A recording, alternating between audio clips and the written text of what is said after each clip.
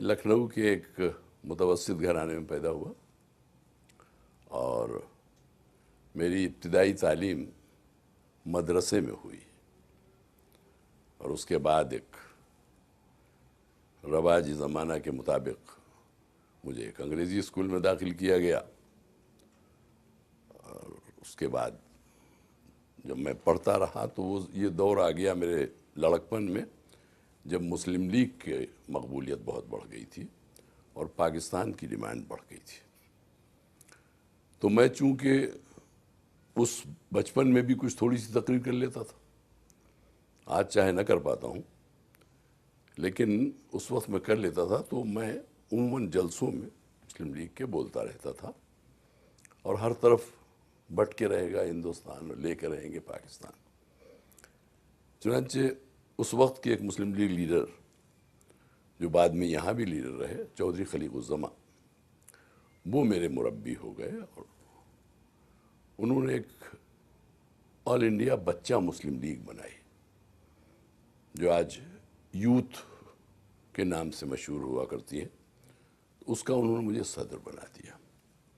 اب میں اور کام کرتا رہا. چنانچہ میں یہاں جون 1 کو آیا اس لیے کہ یہاں کراچی میں آل انڈیا بچہ مسلم لیگ کا ایک سیشن ہونا تھا اور سارے ہندوستان سے میری طرح کے سب لڑکے لائے گئے تھے.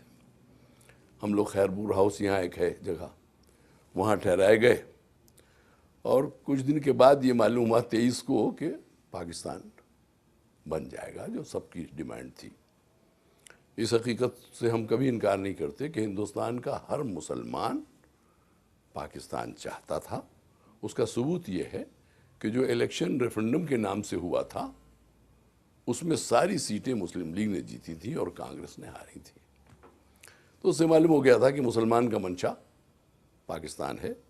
چنانچہ جب بٹوارے کا وہ ہو گیا تو مجھے ایک سعادت یہ ہوئی کہ 14 اگست سن 1947 میں اس جلوس میں شامل تھا جسے قائد اعظم محمد علی جان لیڈ کر رہے تھے. اور جب انہوں نے جا کے ٹیک اوور کیا ہے، مجھے ان کا وہ جملہ ہمیشہ یاد رہے گا کہ جب ہر طرح کے نعرے لگ رہے تھے تو کسی نے ایک نعرہ لگایا، کنگ آف پاکستان جناح زندہ باد.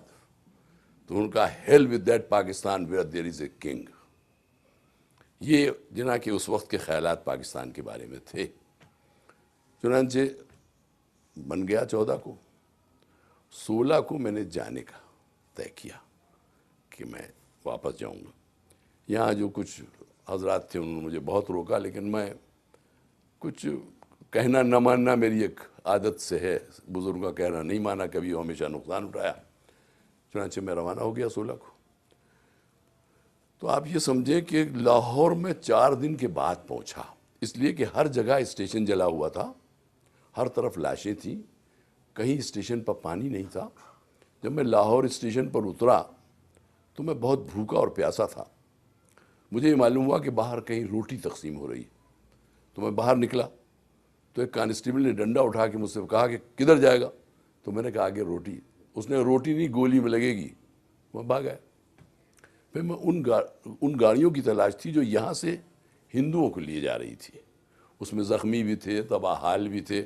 جو حال مسلمانوں کا وہاں تھا وہی بیچارے ہندوؤں کا یہاں تھا. چنانچہ میں ایک گاڑی پہ بیٹھا اور میں نے 2 آنے کا ایک بن خریدا جو اس وقت بہت بڑی چیز ہوتی تھی. ایک اوسط لڑکا 2 آنے کا بن نہیں کھاتا تھا. چنانچہ میں نے خریدا، مگر پانی مجھ کو جا کے جلندھر میں ملا دوسرے دن، اور 9 دن کے بعد میں لکھنؤ پہنچا. اس کے بعد میں نے تہیہ کیا کہ نہیں، میں ہندوستانی ہوں، ہندوستانی رہوں گا. اس لیے کہ میرا اور میرے بہت سے ساتھیوں کا خیال یہ تھا کہ پاکستان ان لوگوں کے لیے بنا ہے، ان صوبوں کے لیے جس میں مسلمان میجارٹی میں ہیں، یعنی انہی مسلمانوں کے لیے بنا ہے، دوسروں کے لیے نہیں بنا. اب وہ بات دوسری تھی کہ پنجاب میں لاکھوں آدمی مر رہے تھے تو ادھر سے ادھر لوگ گئے، ادھر سے ادھر آئے، مجبوری تھی. یا بنگال میں ایسے ہی کچھ چپکلش ہوئی، نواخالی کا واقعہ ہوا تو لوگ بھاگے ادھر سے ادھر. لیکن میں اس کا قائل تھا کہ نہیں، اپنے اپنے ملک میں رہوں. چنانچہ چودھری خلیق الزماں بھی اس وقت یہی چاہتے تھے، وہ اپوزیشن لیڈر تھے. میں مولانا حسرت موہانی مرحوم رحمۃ اللہ علیہ کا بہت قریب تھا. انہوں نے مجھ کو بہت شاباشی اس بات کی دی کہ تم ہندوستان چلے آئے. وہ یہ کہتے تھے ہم کو یہیں مرنا ہے. چودھری صاحب چلے گئے تو وہ اپوزیشن لیڈر ہو گئے انڈین پارلیمنٹ کے. اور میں نے آج تک کسی مسلمان کو اتنا ایماندار نہیں دیکھا جتنا مولانا حسرت موہانی کو دیکھا. وہ قول کے سچے، بات کے دھنی تھے، جو کہتے تھے وہی کرتے تھے، اور جو کرنا ہوتا تھا وہی کہتے تھے. کبھی انہوں نے، مثلا میں ایک مثال دوں، ایک مشاعرے میں نے ایک شعر پڑھا، انہوں نے اس کی تصحیح کی، تو میں نے کہا کہ مجھے فخر ہے کہ مولانا میرے استاد ہو گئے. کہنے لگے حاشا للہ، میں آپ کا استاد نہیں ہو جاؤں گا. تو مولانا کو بہت ہی میں نے ایماندار پایا، اور میں ان کی پیچھے پیچھے، ظاہر ہے کہ بہت سے لوگ رہتے تھے اور میں بھی رہتا تھا. مولانا کے وفات کے بعد پھر میرا چونکہ ارادہ مصمم تھا کہ میں ہندوستان میں رہوں. آزاد ہندوستان کی پہلی کنگز کمیشنڈ آفیسرز کی اکیڈمی میں میرا چناؤ ہو گیا اور میں چلا گیا اس میں. لیکن چونکہ میں گھوڑے سے گر گیا. میں نے کہا کہ میں عام طور پر کہنا نہیں مانتا، مجھ سے صحیح اس نے کہا کہ اس گھوڑی پر نہ بیٹھو. میں بیٹھا، گرا پہاڑی سے، میرا پیر ٹوٹا، 9 مہینے اسپتال میں رہا، آخر میں بورڈر آؤٹ ہو گیا. وہ ٹریننگ میری ختم ہو گئی. اور اس کے بعد مجھے اب یہ میرے سر پر یہ سوار تھا کہ مجھے تو افسر ہونا ہے. آخر میں نہ جانے کیسے مجھے یو پی گورنمنٹ میں پبلسٹی آفیسر بنا دیا گیا. حالانکہ یہ وہ دور تھا جب ہندی چھا گئی تھی پورے ہندوستان پر، لیکن اور ہندی میں آج تک نہیں جانتا. وہ ہندی ہی کا کام تھا، لیکن بہرحال پبلک سروس کمیشن نے مجھے لے لیا، میں کام کرتا رہا. اس کے بعد گورنمنٹ آف انڈیا میں منسٹری آف فارن ٹریڈ میں ایکسپورٹ آفیسر ہو کے چلا گیا، اور عام طور پر ہندوستان کے باہر ہی رہا. وہاں سے لوٹنے کے بعد میں پھر ریٹائر ہو گیا، بلکہ میں نے ریٹائرمنٹ کچھ پہلے لے لیا.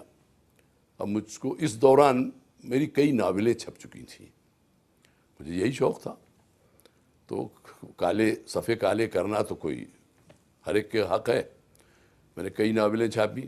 اس کے بعد میں اسلامیات کی طرف متوجہ ہوا، اور میری کئی اسلامیات پر کتابیں آئیں. مثلا معاشیات قرآن پر ابو ذر غفاری کی کتاب، اس طرح. اور ابھی ایک میری کتاب کوئی 5 سال ہوئے آئی ہے، بلکہ کوئی 8 سال ہوئے، سوری، انکشافات القرآن، جو اپنی نوعیت کی پہلی اور عجوبہ کتاب ہے. وہ میں نے اس لیے کہا کہ پہلی اور عجوبہ کہ کبھی دنیا اسلام میں یہ نہیں ہوا کہ سنی اور شیعہ مل کر قرآن پر کام کریں. میں نے مولانا مصباحی کو اپنے ساتھ لیا، تو ان کے لیے یہ فخر کی بات کہ انہوں نے ایک شیعہ کے ساتھ کام کیا، اور میرے لیے یہ فخر کی بات کہ میں نے ایک سنی کے ساتھ کام کیا. پہلی کتاب وہ چھپی، اس میں فائلالوجیکل آرڈر آف قرآن، اس کے اوپر پورا مباحثہ ہے، اور اس کی بہت قدر کی گئی اس کتاب کی. چنانچہ پھر اس کے بعد میں رجوع ہو گیا اخبارات کی طرف. میں نے ناولیں چھوڑ دی اور میں اخبار میں لکھنے لگا. ایک رسالہ نکلتا تھا یو پی سے، بمبئی سے، کہکشاں جدید، اس کا مجھے خواہ چیف ایڈیٹر بنا دیا گیا. میں اس میں لکھتا رہتا تھا.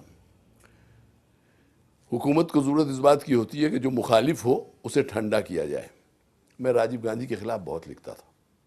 چنانچہ ایک دن مجھے معلوم ہوا کہ میں سینسر بورڈ آف انڈیا کا ممبر ہو گیا ہوں. تو مجھے فلم دیکھنے کا شوق نہیں تھا، چنانچہ میں 4 سال سینسر بورڈ کا ممبر رہا. اس کے بعد جب وہ 4 سال ختم ہوئے تو ملائم سنگھ یادو سینٹر پہ آ گئے، اور میں فوڈ کارپوریشن آف انڈیا کا بورڈ میں لے لیا گیا. میں ایک میٹنگ میں گیا، اور اس میں جو کچھ بحث ہوئی کچھ میری سمجھ میں نہیں آئی. فوڈ، کھیتی، کھریان، کب کتنی پیداوار ہوگی، کتنی کمی ہے، میں نہیں سمجھا. لوٹ کے میں نے سوچا کہ میں کیسے اس کو ایڈجسٹ کروں گا. حالانکہ آج کا دور یہی ہے کہ ہر وہ آدمی جو جس چیز کا اہل نہیں ہے اسی میں سب کچھ ہوتا ہے. جب میں دوسری میٹنگ میں گیا تو میں نے وہاں استعفیٰ دے دیا، اور میں نے لکھا کہ میں اس کا اہل نہیں ہوں کہ میں انصاف کر سکوں. چنانچہ پھر میں صرف لکھنے کی طرف لگ گیا. یوں میں بیچ میں علماء کونسل آف انڈیا کا بھی ممبر رہا. آج میں اس کا ممبر ہوں، وائس پریزیڈنٹ ہوں مجلس آل انڈیا قومی مجلس شورا کا. یہ ایک آرگنائزیشن ہے جس کا کام مسلمانوں کی یکجہتی ہے، اس لیے کہ دیکھیے مسلمانوں کو ہم نے یہ سمجھا ہے، اچھا میں یہ عرض کر دوں کہ میری بریڈ لکھنؤ کی ہے، جہاں کوئی مسلمان نہیں ہوتا تھا اب سے پہلے، یا وہ سنی ہوتا تھا یا شیعہ ہوتا تھا۔ میں اس زمانے کی لکھنؤ کی پیداوار ہوں کہ سنی کے محلے میں نہیں جا سکتا تھا کہ مار ڈالیں گے، میرے محلے میں کوئی سنی نہیں آ سکتا تھا، لیکن خدا کا فضل ہے کہ لوگوں کی دعاؤں سے اور لوگوں کی محنت سے اب وہ ایسا کافور ہوا ہے کہ وہاں مسلمان تو ہیں، سنی نہیں ہے، اور میں احسان مان دوں اس کا کہ ہندو نے یہ احسان کیا ہے کہ وہ متحد ہو گئے۔ اور میں سمجھتا ہوں کہ میری ناکامی کی وجہ یہی ہے کہ میں نے بہت سے کام لیے۔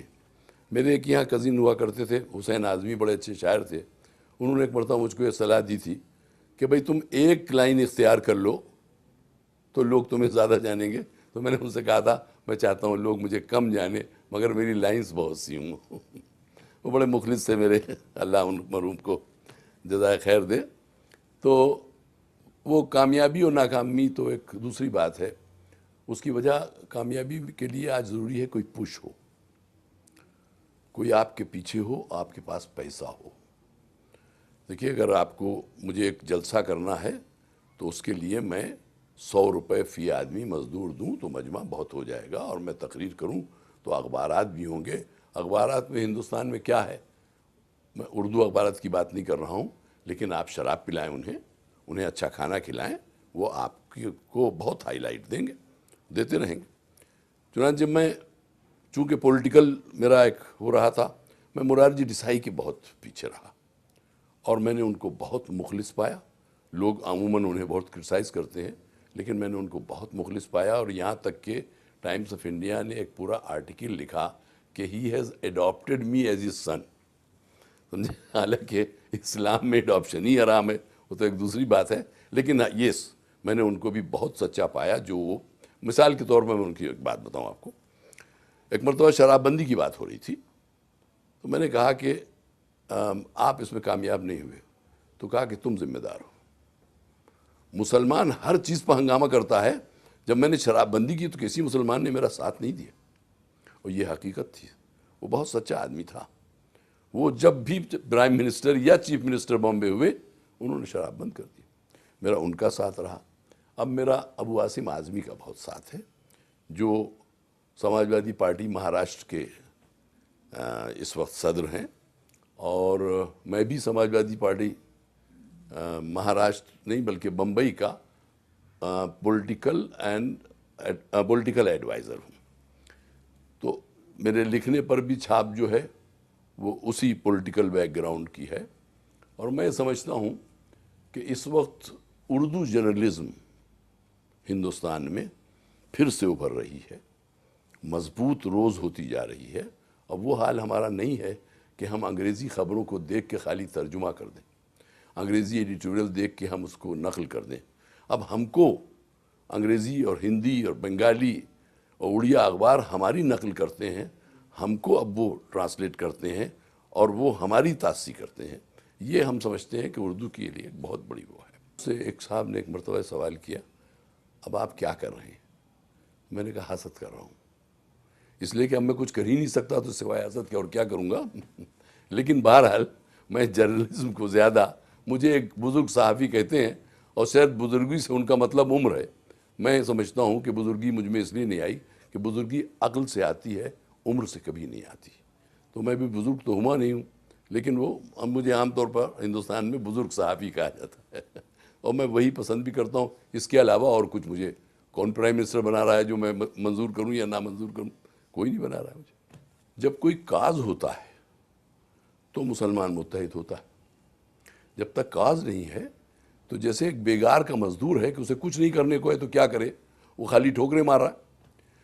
پہلے اس کے پاس کوئی کاز نہیں تھا تو وہ سنی شیعہ پر جان دے رہا تھا، لیکن جب فلسطین ڈے لکھنؤ میں منایا گیا پہلی مرتبہ، یہ بات میں بتا رہا ہوں آپ کو سن 1940 کی، اس کے بعد سے، اس وقت فلسطین بنا نہیں تھا، اسرائیل نہیں بنا تھا، لیکن ایک بہت بڑا ایک ہنگامہ لکھنؤ میں ہوا، ایک کانفرنس ہوئی، وہاں سے مسلمان متحد ہونا شروع ہوا۔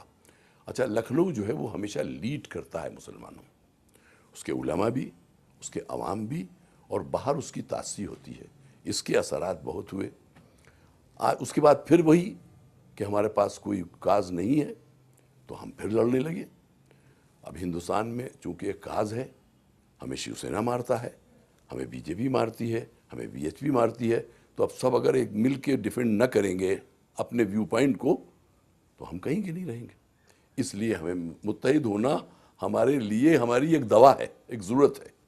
حالانکہ بہت سے ہمارے ایلیمنٹس ایسے ہیں اب بھی جو اتحاد نہیں چاہتے، جو باہر والوں سے متاثر ہیں، اور جو چاہتے ہیں وہ اسے کرایا جاتا ہے۔ کہیں پر یہاں کا ایک واقعہ سناؤں۔ میرے ایک دوست ہوا کرتے تھے مرحوم، وہ پی آئی اے میں مینیجر تھے، وہ ایک شیعہ کے ساتھ رہتے تھے اور بچپن سے بڑی اچھی دوستی تھی ان کی۔ تو ایک مرتبہ یہاں فساد ہو گیا، تو وہ جب گھر پہنچے تو پڑوس میں انہوں نے 2 پتھر پھینکے، تو انہوں نے آواز دی کہ کون کر رہا ہے؟ ان کا ہم کر رہے ہیں۔ کہا کیا کر رہے ہو؟ کہا کہ مولانا تقریر میں کہہ رہے تھے کہ جہاں شیعہ کو دیکھو پتھر مارو۔ تو جب ایٹیچیوڈ یہ ہوگا مولوی کا، میں سب علماء کو نہیں کہہ رہا ہوں، جو پڑھے لکھے علماء ہیں وہ کبھی نہیں ایسا کرتے، لیکن بات کیا ہے، ہمارے علماء زیادہ تر جاہل ہیں، پڑھے لکھے بہت کم ہیں، اور جو پڑھے لکھے ہیں وہ نہ سنی ہیں نہ شیعہ ہیں، وہ پہلے مسلمان ہیں۔ اور یہ صرف ہندوستان اور پاکستانی میں نہیں، ہر جگہ۔ مثلا میں کچھ وہ نام لے لوں، فرنگی محل لکھنؤ میں ایک بہت بڑی خانقاہ ہے حنفی، اس میں کا کبھی کوئی آدمی، آپ کوئی عالم ایسا نہیں پائیں گے جو سنی شیعہ بات کرے۔ خاندان اجتہاد ہے لکھنؤ میں شیعوں کا، کبھی وہ ایسی بات نہیں کرتے۔ لیکن وہ لوگ جو ان سے مقابلہ کر کے اوپر آنا چاہتے ہیں، ان کو یہ ایک دکھتی رگ ملتی ہے کہ کچھ چھچورے مسلمان ان کا ساتھ دیں گے، وہ ان کا ساتھ دیں۔ ورنہ اب ہم اس کو ختم کر چکے ہیں، اور ابو عاصم اعظمی اس سلسلے میں بہت اقدامات ان کے ہیں، اور وہ مسلمانوں کی یونٹی چاہتے ہیں اور کر رہے ہیں، اور بہت کچھ کامیابی ہو رہی ہے۔ قومی مجلس شورا تو خصوصاً اس کے لیے صرف اس کا کام یہی ہے کہ مسلمانوں کو متحد کرے۔ دیکھیے، ایک تو میں اس وقت عالمی مسلمان کو ایک ایسا کارواں سمجھتا ہوں کہ جس کا کوئی میر کارواں نہیں، ایک ایسا کارواں ہے مسلمانوں کا ساری دنیا کے کہ جسے اپنی منزل کا کوئی تعین آج تک نہیں کر پایا ہے کہ وہ چاہتا کیا ہے۔ بالکل ایک بے سر کی لاش ہو کے مسلمان رہ گیا ہے، اور اس میں ذمہ داری ہے صرف مسلم فرمانرواؤں کی، حکمرانوں کی۔ عوام تو بیچارے کچھ کر ہی نہیں سکتے۔ ہر طرف تحریکیں چل رہی ہیں، مثلا اخوان المسلمین ہے یہاں، وہاں حماس ہے، وہاں حزب اللہ ہے۔ یہ ساری تحریکیں جو ہیں یہ مسلمانوں کے اتحادی کے لیے تو ہیں، لیکن ہمارے حکمراں نہیں چاہتے۔ اس کی وجہ یہ کہ ہمارے حکمرانوں کی عام طور پر حفاظت صرف اسرائیل کر رہا ہے، اور جب تک یہ کانٹا ہمارا نہیں نکل جاتا ہماری ریل آگے نہیں بڑھے گی۔ ہمیں سب سے بڑا کمبیٹ جو کرنا ہے وہ اسرائیل سے کرنا ہے، اور عوام کو اس پر آمادہ کرنا ہے کہ یہ جو ایک گولی بھی چلتی ہے، کوئی ایک شخص آ کے بم باندھ کے پھاندتا ہے اور اپنے کو مار ڈالتا ہے اور دوسروں کو مار ڈالتا ہے، یہ وہ نہیں کر رہا ہے، یہ اسرائیل کر رہا ہے۔ اسرائیل کے چچا اور اسرائیل کے گارجین امریکہ کر رہا ہے۔ تو اب پاکستان کی ایک دقت بہت بڑی کیا ہے کہ آپ کے فرمانروا بھی تو امریکہ کے ساتھ ہیں۔ یہ دہشت گردی ایک ایسا بہانہ ہر حاکم کو مل گیا ہے۔ کیا دہشت گردی ختم نہیں ہو سکتی بغیر امریکہ کے؟ کیوں ہم ان سے مدد لیں؟ اور دہشت گردی کیوں ہے؟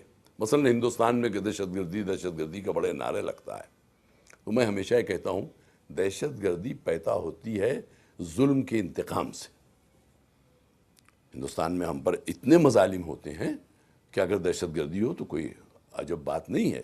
مثلا گجرات میں جو ہوا ہے یہ تاریخ بھولا نہیں پائے گی، جو انسان سوزی ہوئی ہے۔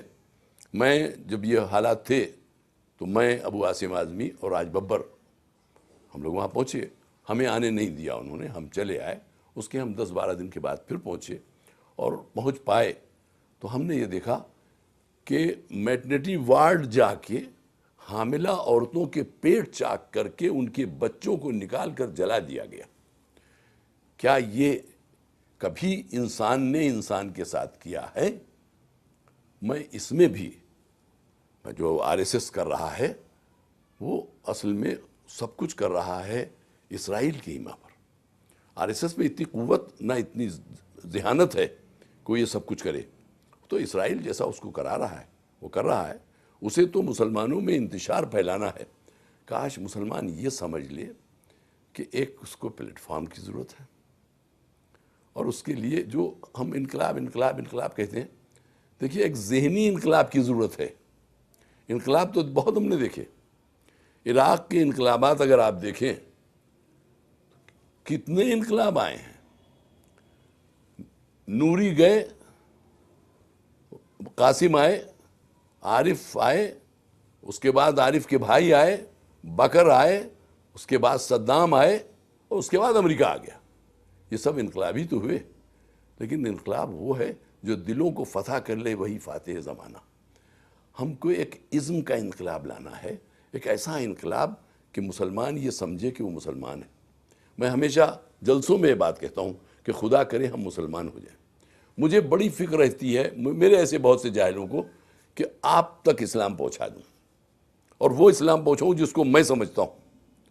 میں اپنے 5 فٹ 10 انچ کے جسم کے اوپر اسلام نہیں پھیلا رہا ہوں، پہلے میں اپنے آپ کو مسلمان کر لوں تب تو آپ سے کہوں، لیکن میں اپنے سے نہیں کرتا کچھ، میں آپ سے چاہتا ہوں، اور جب آپ نہیں مانتے میں آپ کا گھر اڑا دوں گا، میں آپ پر یا تو دہشت گردی کا الزام لگا دوں گا۔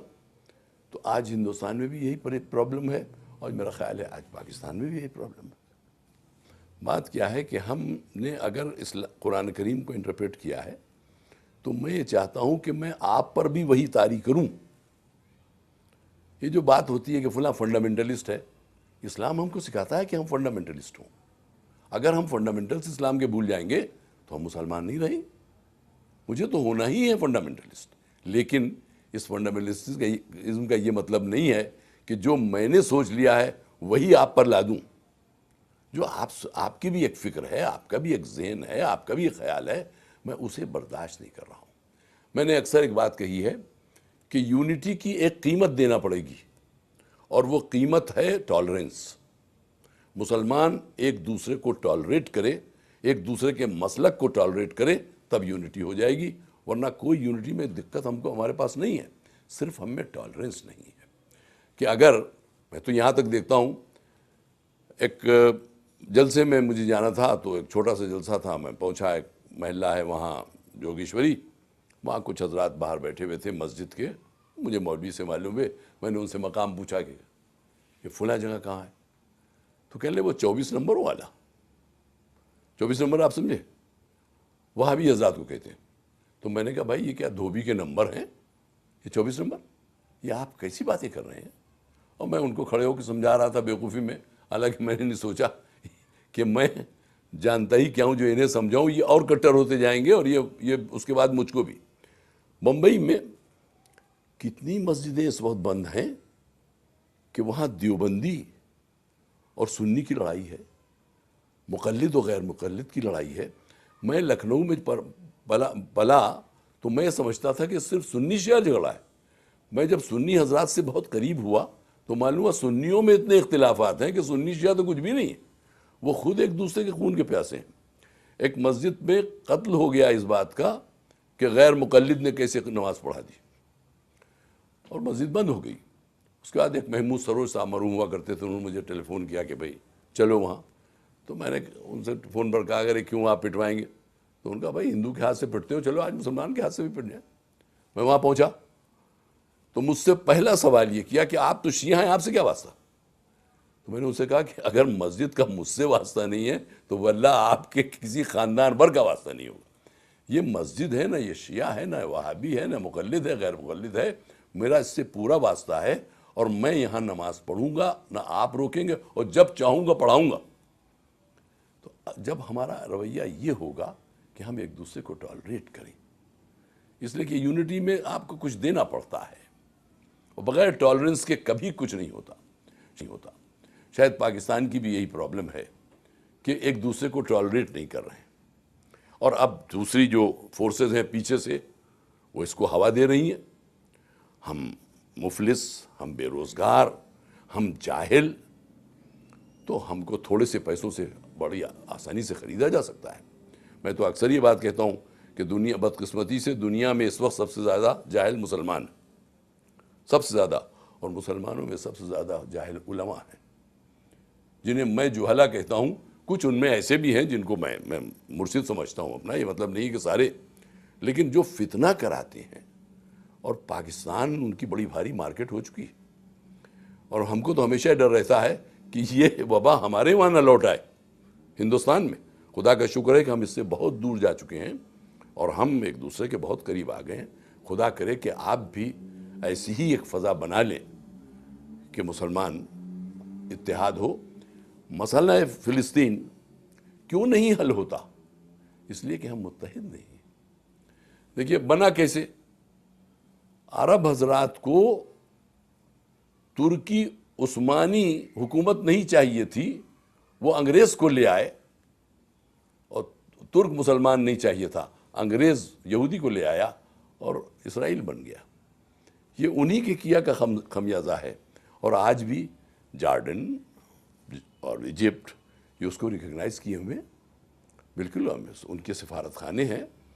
آج بہت سی باتیں ایسی ہیں جو ہم سوچتے ہیں، مثلا بیت المقدس کا معاملہ ہے، یہ حرم تو مسلمانوں کا کوئی فرقہ ایسا بھی ہے جو اس کو حرم اللہ نہ مانتا ہو؟ کوئی ہے ایسا جو یہ کہتا ہو کہ یہ جائے منزل معراج رسول کا اکرم نہیں تھی؟ سب مانتے ہیں، لیکن اس کے باوجود ہم متحد نہیں ہیں۔ اس مسئلے پر میں عوام کو ذمہ دار نہیں ٹھہراتا۔ ہمارے حکمراں جو ہیں وہ صرف اپنی چھتر چھایا چاہتے ہیں، اپنی چھتری چاہتے ہیں، ان کو امریکہ بچائے رکھے، بس یہ ان کا وہ ہے۔ اس وقت مسلم ورلڈ بھی، جیسا کہ میں نے عرض کیا، عوام میں ایک رجحان ہو رہا ہے، لیکن حکمرانوں میں نہیں ہے۔ حکمران انہیں دبا دیتے ہیں۔ جو ہندوستان اور پاکستان میں جسے کہتے ہیں ووٹ کی، میں جمہوری نہیں کہتا، ووٹ کی حکومت ہو، جہاں ووٹ کی حکومت ہے ہی نہیں، جہاں وہ بیٹھے ہوئے ہوں حسنی مبارک، ان کا عوام سے کیا واسطہ ہے؟ جہاں کنگ آف جارڈن بیٹھے ہوئے ہوں، ان کا عوام سے کیا واسطہ ہے؟ صدام کا عوام سے کیا واسطہ تھا؟ یہ سارے لوگ جو ہیں یہ عوام کے لوگ تو نہیں ہیں بالکل، یہ تو اپنی منمانی کرتے ہیں۔ اور اگر ان کے عوام، مثلا اگر میں آج جارڈن میں جا کے اسرائیل کے خلاف نعرہ لگاؤں تو میں گرفتار کر لیا جاؤں گا۔ اس سے بہتر تو ہے کہ میں ہندوستان میں جو چاہتا ہے اسرائیل کو کہتا ہوں۔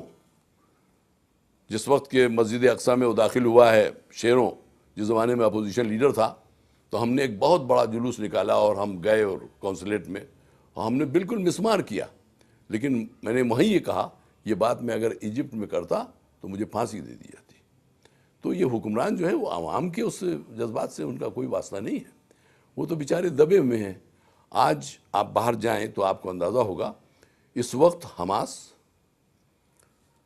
اخوان المسلمین اور حزب اللہ موسٹ پاپولر آرگنائزیشنز ہیں، یہ عوام کے ہیں، لیکن ہماری حکومتیں ان کی دشمن ہیں۔ ان کو ڈر ہے کہ یہ اور سر اگر اٹھائیں گے تو چاہے اسرائیل ختم ہو جائے یہ نہ ختم ہو جائے۔ انہیں یہ ڈر ہے کہ اس کے بعد ان کی حفاظت کرنے والا کوئی نہیں رہے گا، اس لیے کہ امریکہ کو صرف سرپرستی کرنا ہے اسرائیل کی۔ امریکہ کا اصل میں سب سے بڑا بیس جو ہے وہ تیل اویو ہے، اور جو اس کی مخالفت کرے گا امریکہ اسے برداشت نہیں کر سکتا۔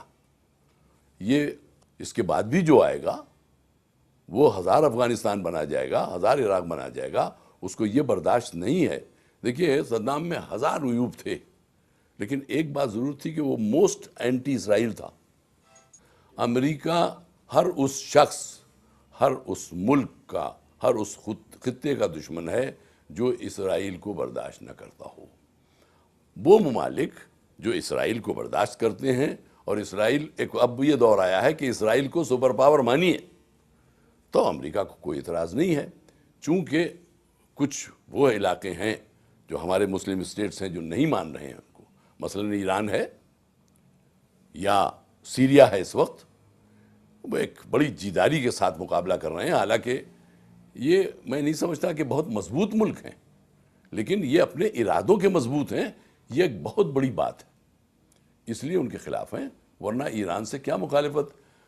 جب شاہ تھا تو امریکہ کبھی مخالفت ایران کی نہیں کرتا تھا، اس لیے کہ شاہ کے دور میں بالکل اسرائیلی حکومت تھی ایران میں۔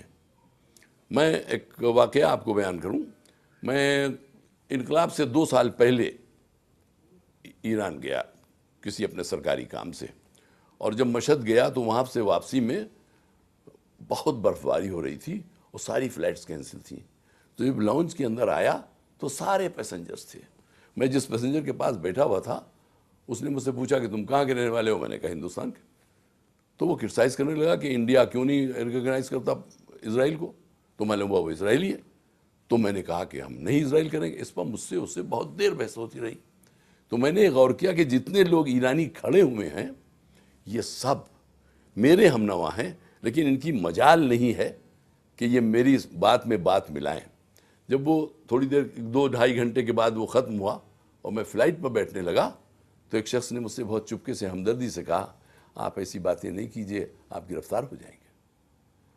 تو جن ملکوں میں یہ ہے، یہ تھا اس وقت امریکہ کو کوئی اعتراض نہیں تھا ایران سے، اسے ایران سے کوئی دشمنی نہیں ہے، اسے دشمنی ہے اس ازم سے جو اینٹی اسرائیل ہے۔ اسے سیریا سے کیا دشمنی ہے؟ صرف اس لیے کہ سیریا اسرائیل کو ریکگنائز نہیں کر رہا ہے۔ وہ تو محمود عباسی کو گلے لگائے ہوئے ہیں، فلسطینی کو جو صدر بنے ہوئے ہیں، لیکن حماس کو جو جیت کے آیا ہے الیکشن، ساری جمہوریت وہاں پر ختم ہو گئی ہے۔ وہاں تو اکثریت ان کی ہے اور غازہ پر اس وقت ان کا بحمد اللہ قبضہ بھی ہے، لیکن وہ اس کو راضی نہیں ہے۔ تو امریکہ کی تو صرف وجہ ایک اور اکلوتی ہے، اور وہ ہے اسرائیل کی حفاظت، اس لیے کہ اسرائیل ان کا سب سے بڑا بیڑا، سب سے بڑا مرکز ہے۔ دیکھیے چین کے تو شروع سے سیاسی مقاصد پاکستانی سے تھے، اور اس کا بہت بڑا کنٹریبیوشن بھٹو کا تھا بلا شبہ۔ ذوالفقار علی بھٹو نے ایسے تعلقات پیدا کر لیے تھے کہ پاکستان سے چین سے اچھے مراسم ہو گئے تھے، لیکن اس وقت چین خود بھی ایک سپر پاور بن کر ابھر آیا ہے، اور اب چین کو کسی کا خوف نہیں ہے۔ اگر مسلم ممالک سے چین سے اچھے تعلقات ہوں تو میں سمجھتا ہوں کہ امریکہ کی اتنی جلد ہمت نہیں ہوگی کہ کسی مسلمان ملک کے اوپر حملہ کر سکے یا اسے ستا سکے یا اسے پریشان کر سکے۔ اس لیے ہمیں چین کی ضرورت ہے اور چین کو ہماری ضرورت ہے۔ مثال کے طور پر ہم بھی تو ایک مارکیٹ ہیں، مسلم مارکیٹ اس وقت بہت بڑی ہے، اور چائنا کو ضرورت اس بات کی ہے کہ اس کا مال منڈی میں بکے۔ جہاں یہ ہو رہا ہے کہ چین کی چیزوں کو کہا جا رہا ہے، کھلونوں کو کہہ دیا گیا کہ اس میں جراثیم ہیں، بچے نہ کھیلیں، سب سے بڑی انڈسٹریز کو انہوں نے ٹھوکر لگا دی۔ ہم نے تو نہیں کہا، ہم تو چین کو آج بھی گلے لگا رہے ہیں اور لگائیں گے، حالانکہ اب چین بہت ترقی کر چکا ہے، اور ہمیں یقین ہے کہ اگر ہم اس کا ساتھ دیں گے، وہ ہمارا ساتھ دے گا، تو ہم بھی اس کے ساتھ ساتھ کچھ سیکھیں گے، کچھ ترقی کریں گے۔ لیکن ہر مسلمان ملک کے خلاف تو امریکہ نہیں ہے، وہ نہیں ستا رہا ہے۔ وہ مسلمان ممالک جو اسرائیل کو، اسرائیلزم کو ہضم نہیں کر پا رہے ہیں، ان کے خلاف ہے امریکہ۔ تو ہم آج بھی یہ کہتے ہیں، نارتھ کوریا، چائنا اور ایسے تمام وہ ممالک، مثلا وینزویلا اس وقت ہمارے لیے ہے جو آئل کا ایک بہت بڑا امبارگو روک سکتا ہے، ان سے ہماری دوستی جتنی بڑھے گی۔ ایک مسلم بلاک کو اوپن کرنے کی ضرورت ہے۔ بھئی تمہارے ہم سے فوائد ہیں، ہمارے تم سے فوائد ہیں، آؤ ہم مل کے ایک اشتراک کر لیں، تم ہمارا دفاع کرو، ہم تمہارا دفاع کریں گے۔ اور آج ایران کم از کم وینزویلا کے معاملے میں تو بہت کچھ کامیاب ہو بھی چکا ہے، اور اس طرح کہ اگر ہم کو، اور نارتھ کوریا، یہ جو آپ کا ایک سوال تھا اس میں ایک عجیب بات مضمر ہے کہ ان کے خلاف کیوں نہیں؟ وہ ان کے خلاف ہیں، لیکن وہ براہ راست کوریا بم بنائے یا نہ بنائے اس سے اسرائیل پر اثر نہیں پڑ رہا ہے۔ چائنا بم بنائے کہ نہ بنائے اسرائیل پر اثر نہیں پڑ رہا ہے، جب تک کہ کوئی کنفرنٹریشن نہ ہو جائے۔ لیکن اگر ایران بنائے، اگر پاکستان بنائے، اگر ایسا اور کوئی مسلم ملک بنائے، سیریا کل بنا لے تو اس بات سے وہ لرزتے ہیں کہ اسرائیل کی خیر نہیں ہوگی، اس لیے خلاف ہیں، ورنہ ان کو کسی شخصیت سے وہ نہیں ہے۔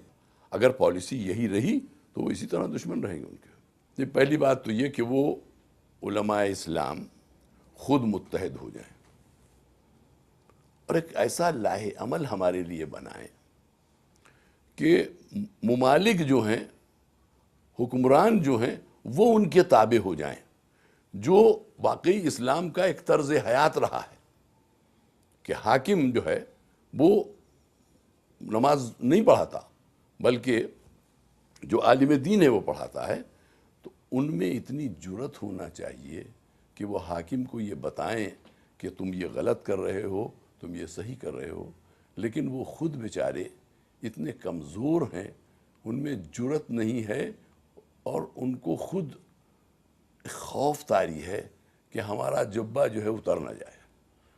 بہت سے ایسے نہیں ہیں، میں ہمیشہ سب کو نہیں کہہ رہا ہوں، لیکن زیادہ عموماً ایسے علماء ہیں جو اس وقت حکومت نواز ہیں، یا اگر حکومت نواز نہیں ہے تو ان میں اتنی کیپیسٹی نہیں ہے کہ حکومت کی آنکھوں میں آنکھیں ڈال کے کہیں کہ یہ غلط ہے۔ ایسا نہیں ہو رہا ہے۔ جس دن یہ ہوگا اس دن عوام بھی ان کے ساتھ جائیں گے، ہم متحد بھی ہو جائیں گے، اور اگر ساری دنیا کے علماء کی ایک کونسل بن جائے تو وہ ایک لیڈرشپ ہو جائے گی، ورنہ یہ حکمران جو ہیں یہ لیڈرشپ نہیں ہونے دیں گے۔ ایران یہ نہیں چاہے گا کہ سیریا لیڈر ہو جائے، سیریا یہ نہیں چاہے گا کہ ایجپٹ ہو جائے، ایجپٹ یہ نہیں چاہے گا کہ کوئی اور ہو جائے، لیکن علماء دین اگر اس طرح کا ایک وہ بنائے مضبوط ادارہ، سب ان کے جھنڈے کے نیچے جمع ہوں، تو سارے عوام بھی اور حکمران بھی، لیکن ان میں ایک جرأت گفتار کی ضرورت ہے، وہ نہیں ہے۔ ہم بہت پیچھے ہیں اس معاملے میں، حق گوئی ہمارے قریب نہیں ہے۔ ہم یہ سمجھتے ہیں، ایک تو ایک مزاج بنا لیا ہے کہ فلاں مولوی صاحب جو ہیں وہ سیاست میں نہیں پڑھتے۔ کوئی اچھی بات تو نہیں ہے، آپ سیاست میں نہیں پڑھتے تو کسی کام کے نہیں ہے۔ دشمنان اسلام تو یہ چاہتے ہی ہیں کہ میں ہر وقت نمازیں پڑھے جاؤں اور کچھ نہ کروں۔ نہیں، مجھے نماز بھی پڑھنا ہے، لیکن کچھ انسانیت کے لیے کرنا بھی ہے، مجھے قدم بھی بڑھانا ہے، مجھے بندوق بھی سنبھالنا ہے، مجھے حکومت بھی سنبھالنا ہے، مجھے اپنے بچوں کو تعلیم بھی دینا ہے، اور ان کے حقوق کے لیے لڑنا بھی ہے مجھ کو۔ علماء میں یہ نہیں رہا، کہنے کہ صاحب وہ تو بڑے نیک آدمی ہیں، ان کا سیاست سے کوئی واسطہ نہیں، تو میں کہتا ہوں وہ بالکل نیک نہیں ہیں۔ اسلام نے اس دنیا میں سب سے قدیم ترین پولیٹیکل پارٹی اسلام ہے، وہ رسول عربی صلی اللہ علیہ وسلم تھا جس نے حکومت قائم کی آج سے 1400 برس پہلے مدینے میں۔ کسی مذہب نے نہیں کی، کیا یہودیوں نے قائم کی، کیا عیسائیوں نے قائم کی، یہ ہمارا ہی سرکار تھے صلی اللہ علیہ وسلم کہ انہوں نے ایک حکومت کی بنیاد ڈالی۔ وہ بات دوسری کہ ہم نے اسے مٹا دیا، لیکن حضور نے بحکم الہی ڈالی، اپنی طرف سے نہیں ڈالی نا، اللہ کا حکم یہ تھا کہ وہ ڈالے، ہم نے اسے، جیسے ایک صاحب نے آج یہی کہا کہ بھائی مسلمان پاکستان جو ہے وہ بنا کے ٹھیک بنا کہ غلط بنا۔ میں نے کہا کہ انسان فساد زمین پر کر رہا ہے، اس کا مطلب نہیں کہ اللہ نے خلقت غلط کی، یہ تو میں کر رہا ہوں برائی، اللہ نے تو مجھے خلق کیا تھا نہ کروں، وہ کہا تھا لا تفسدوا فی الارض، لیکن میں صرف فساد برپا کر رہا ہوں اور کچھ نہیں کر رہا ہوں۔ تو وہ علماء اسلام بھی اگر ایک بار متحد ہو کر ایک لاہ عمل بنائے کہ عوام کو کیسے قریب کیا جائے، اور واقعی میں سمجھتا ہوں کہ اس تحریک کی ضرورت ہے، ہر ملک سے نوجوانوں کو اٹھنا چاہیے اور ان کو جھنجھوڑنا چاہیے۔ آپ دین جانتے ہیں، آپ انٹرپریٹ کر سکتے ہیں، آپ آئیے ہمیں گائیڈ کیجئے۔ مسلمانوں نے بعض اوقات تاریخ دیکھی ایسا کیا ہے، لیکن اب ہم تو خود ہی یہ چاہتے ہیں کہ زیادہ ان کے پاس نہ جائیں، ورنہ وہ کہیں گے آؤ نماز پڑھو۔ تو میں سب سے بڑی کمزوری میری کیا ہے، میں نے مسجد کا انسٹیٹیوشن چھوڑ دیا۔ یہ ساری دنیا کے مسلمان کی میں بات کر رہا ہوں، ہمارے سارے فیصلے تو مسجد میں ہونا چاہیے تھے نا، ہمارے سارے معاملات تو مسجد میں ہونا چاہیے تھا۔ اگر ہم مسجد میں جمع ہوتے تو صبح کو اگر بشارت شکو نہ جاتا تو جو امام مسجد ہے وہ پوچھتا کہ آج کیا ہوا ان کے گھر میں، کیوں نہیں آئے، تو کوئی میرے گھر دیکھنے آتا، بیمار تو نہیں ہے، لیکن وہ تو پلٹ کے خبر ہی نہیں لیتے، وہ میں جاتا بھی نہیں مسجد۔ اس لیے جب تک کہ میں مسجد کو نہیں اپناؤں گا انسٹیٹیوشن نہیں بنے گا، اور اسلامی انسٹیٹیوشن کی ہر چیز مسجد ہی میں طے ہوگی۔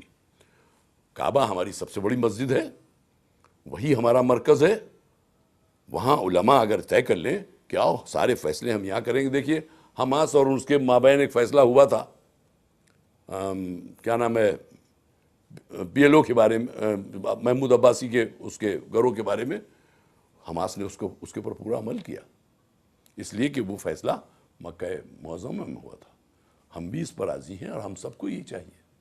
اللہ ہم کو توفیق دے، بس صرف توفیق کی مجھے بھی کمی ہے اور علماء کرام کو بھی کمی ہے، ساری مصیبت تو یہ ہے۔ میں جو اس وقت ساری گفتگو ہوئی ہے وہ دو نہج پر ہوئی ہے، اور اس کا نتیجہ ایک ہی نکلتا ہے کہ مسلمان متحد ہو، مسلمان ایک دوسرے کو ٹالریٹ کرے، اور مسلمان پہلے ہو، سنی، شیعہ، وہابی، دیوبندی، اہل حدیث اور مقلد و غیر مقلد بعد میں ہو، وہ پہلے مسلمان ہو، اور وہ یہ سمجھ لے کہ مجھے اپنے اس پڑوسی مسلمان کی زیادہ حفاظت کرنا ہے۔ اگر فرض کیا کہ میں شیعہ ہوں تو میرے لیے ضروری نہیں ہے کہ 10 گھر پھاند کر دوسرے شیعہ کی مدد کروں، میرے بغل میں جو وہابی رہتا ہے میں اس کے اوپر اپنی جان دینے کو تیار ہو جاؤں کہ اس کے حقوق پر کوئی ڈاکہ نہ ڈالے۔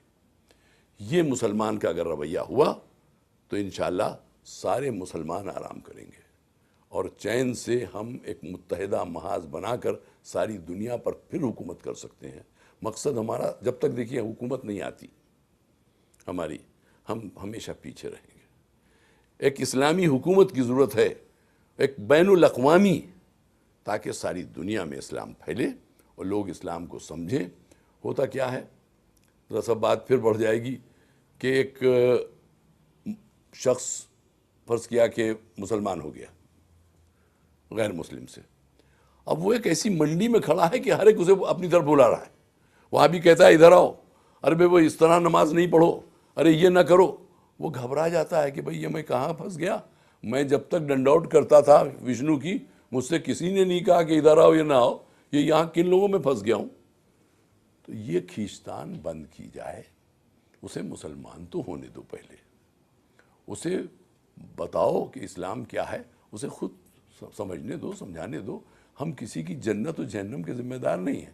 ہمارے مولوی صاحبان کے پاس جہنم کا پلاٹ بہت بڑا ہے، ہم فوراً ہر ایک کو جہنم بھیج دیتے ہیں۔ کوئی بات جو ان کے مزاج کے خلاف ہے وہ مجھے جہنم پہنچا دیتی۔ خدا جانے یہ پلاٹ کتنا بڑا ہے صاحب کہ ایک عرصہ ہو گیا ہے یہ کسی طرح بھر ہی نہیں پاتا، اور اس میں گرانی بھی نہیں ہوتی، جتنا عرضہ تھا اتنا ہی ہے۔ میں روز جہنم جاتا ہوں اور روز جہنم سے آتا ہوں۔ خدا کرے ہمارے علماء کرام ہم کو جنت بھیجیں، اور بس وہ دن آئے کہ ہم سب متحد ہوں، پاکستان و ہندوستان کے تعلقات اچھے ہوں، اور دونوں مسلمان ایک دوسرے کو گلے لگائیں۔ ہم ہندو کو بھی گلے لگائیں، ہم پارسی کو بھی گلے لگائیں، ہم سکھ کو بھی گلے لگائیں، اور ہمارا رویہ دیکھ کر وہ مسلمان ہو۔ انڈونیشیا میں مسلمان کیسے پھیلا، اسلام کیسے پھیلا؟ ایک شخص گیا تھا، اس کا جہاز اتفاق سے ڈائیورٹ ہو گیا تھا، اب وہ کیا کرتا، وہ اپنا مال بیچنے لگا۔ لوگوں نے غور کیا کہ ایک عجوبہ آدمی ہے جو تولتا صحیح ہے، یہ ان کی سماج میں نئی چیز تھی، یہ دیکھ کے ان کو تعجب ہوا، اس کے دام بھی کم ہیں۔ اس کے بعد بات بڑھتے بڑھتے یہ ہوا کہ وہ آ کے اپنی چیزیں رکھانے لگے اس کے پاس۔ اس نے بہت ہی ایمانداری سے امانت کے فرائض انجام دیے، اس کے بعد وہ لوگوں کے فیصلے کرنے لگا۔ تب لوگوں نے یہ پوچھا کہ آپ کون ہیں جو اس طرح کی ایک باتیں کرتے ہیں جو سچائی ہونے کی؟ انہوں نے بتایا میں مسلمان ہوں۔ تب سب مسلمان ہوئے ہیں۔ انڈونیشیا کسی تلوار سے مسلمان نہیں ہو گیا ہے، کسی بم سے مسلمان نہیں ہو گیا۔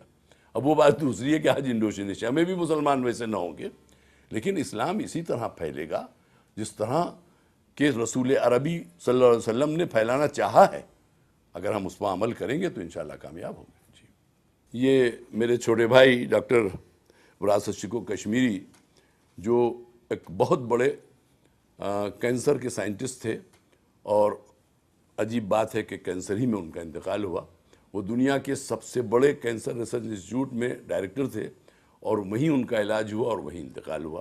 ان کا یہ کلام چھاپا ہے، اس کو سرشت انسان ان کی ایک نظم ہے، اسے میں پڑھتا ہوں ایک دن آئے گا چھا جائے گی دنیا پر بہار، قمریاں چہکیں گی ہوگا گل و لالا پر نکھار، دھوپ کی چار طرف نرم حرارت ہوگی، پھول بن جائیں یہ کلیوں کی جسارت کو جسارت ہوگی، شوق انداز سے لہرائے گی پھر باد نسیم، ناز سے غنچہ و گل کو کبھی چھیڑے گی شمیم، چاند پھیلائے گا دنیا پر پہلی چادر، یہی ویرانے نظر آئیں گے تب رشک قمر، عرض خاکی کا کچھ ایسا ہی سما سا ہوگا، دیکھنے والوں کو جنت کا گما سا ہوگا، دور ایک آئے گا جب جنگ سے نفرت ہوگی، قتل و خون ریزی سے انسان کو خفت ہوگی، پھر کسی ماں کو نہ پہنچے گی یہ غمناک خبر، جنگ میں مارا گیا تیرا خوش اندام پسر، مانگ اجڑے گی کوئی اور لٹے گا نہ سہاگ، کسی بچے کو جلائے گی یتیمی کی نہ آگ، ہوگا دنیا میں یہ اعلان کہ ہے جنگ حرام، دفن ہو جائیں گے تخریب کے آلات تمام، خواہش امن جو ہر دل میں جمع پھر ہوگی، امن کی دیوی یہاں رقص کنا پھر ہوگی، ختم ہو جائے گی ایک روز ہر ایک وجہ عناد، دور ہو جائے گا دنیا سے سماجوں کا تضاد، تاجور ہوگا کوئی اور نہ محتاج و حقیر، کوئی موتی میں تلے گا نہ کوئی ہوگا فقیر، عام ہو جائے گی ہر چار طرف خوشحالی، پھر نہ مزدور کی یوں جیب رہے گی خالی، موت کی طرح نہ دہقان کا جینا ہوگا، کسی مزدور کا تب خون پسینہ ہوگا، بھوک مٹ جائے گی آرائشیں ہو جائیں گی عام، کوئی انسان نہ ہوگا کسی انسان کا غلام، روز وصل آئے گا کٹ جائے گی یہ ہجر کی شب، اور جدائی نہ رہے گی میری آہوں کا سبب، ہوں گے پھر عارض و رخسار وہی زلف کی شام، وہی نظروں میں حیا ایک تبسم گلفام، تیری وہ نرگسی آنکھیں وہی ابرو مشگاں، وہی انداز و ادا جو تھی شکست ایماں، ہوں گی پھر پیار کی باتیں وہی عہد و پیماں، تیری دلجوئی سے پھر زیست بنے گی آساں، نقرئی قہقہے گونجیں گے میرے کانوں میں، پھول کھل اٹھیں گے اجڑے ہوئے ویرانوں میں، درد سے کیا تجھے ہو جائے گا اس وقت فراغ، جگمگا اٹھیں گے کیا دل میں مسرت کے چراغ، امن و خوشحالی کا ہو دور کہ ہو فصل بہار، نہیں ممکن دل انسان کو میسر ہو قرار، ہے علم روز ازل ہی سے سرشتے انسان، درد کی آگ تو سینے میں رہے گی سوزاں، مٹ نہیں سکتی تیرے دل کی یہ دیرینہ خلش، تو ہے انسان تیری روح کا جز ہے یہ تپش، ہے طبیعت میں تیری سوز و علم حسرت و یاس، ایک موہوم سا صدمہ داس۔